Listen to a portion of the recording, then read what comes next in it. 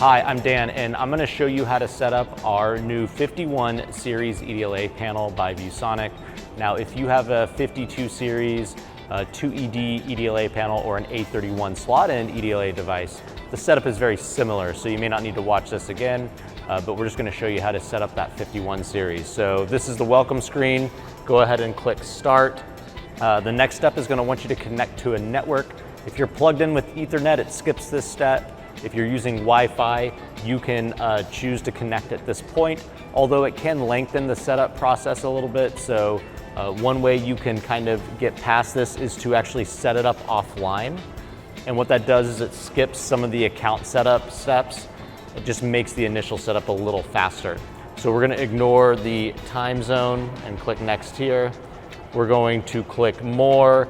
These are things like location services. We just kind of skip that. And then this is important. It's going to want you to set up a PIN code. And so what we're going to do is choose something that's going to secure what we call the owner account. So it's really important during setup that this is something like IT or admin know. This is not something we would give out to any of the users. So we're just going to type in something simple, easy to remember, 1, 2, 3, 4. You're going to want to pick something more advanced. Bare minimum has to be 4 digits, but you can make it longer.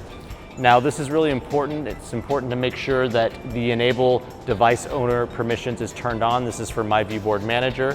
It's already selected for you, so all you need to do is click Next. We're going to choose normal mode so that we get all services here. And then we're going to need to agree to the terms. Now this part here where it says enable ViewBoard launcher is important. If you are wanting to use Google Apps and have multiple profiles using Google Apps in the Google Play Store, it's important not to enable the ViewBoard launcher. If, however, you're wanting to use your EDLA panel as a basic device without Google Apps or the Google Play Store, but you still want to have casting and whiteboard and those kinds of things, you can go ahead and enable the launcher, and I'll show you later how you can switch back and forth between these. So we're going to leave this unselected, choose Finish, and what you're going to notice is it's going to go ahead and finish our account setup. And again, because we didn't connect to the network, it makes it a little faster, a little easier. So now that we have completed the setup, it's taken us directly into the owner profile. So our next steps here are just to connect it to the internet. So we can do it with Wi-Fi, or again, we can plug in with Ethernet. Your settings button is going to be all your important information. So again, being able to connect to your network here. If we scroll down all the way on the left here, you're going to see this system option. Now, you'll notice there's this option called Launcher Scheme. Earlier I said when you set up your panel, when we don't enable the ViewSonic experience. That's like the basic mode, right? Where we're trying to limit Google Apps or turn on the Google Play Store.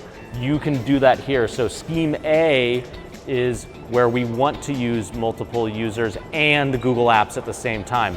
If you don't want to use Google Apps in the Google Play Store, then we can use Scheme B. And we have a separate video kind of highlighting what Scheme B is and what it does, but this is where you can manually switch it. If for some reason during the setup process you didn't choose correctly, you can change your options here. Also, you'll notice you have the ability to enable the sidebars. We recommend turning that on. Once you're connected to the network and you know which launcher scheme you're going to have, you can simply shut off the panel, and it's going to be ready for whoever comes in and uses it to turn it on and either one, add their profile if you're using that Scheme A, or they can use the basic mode if you're using Scheme B. Our ViewSonic certified trainers are excited to work with you.